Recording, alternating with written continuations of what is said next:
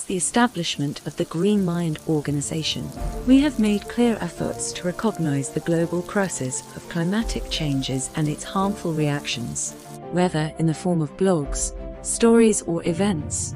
This time, it's something more effective and productive.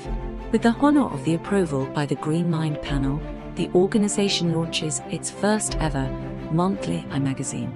The magazine covers the popular headlines of each month and original write-up articles by the members of the initiative. The link is in description from where you can access the April issue.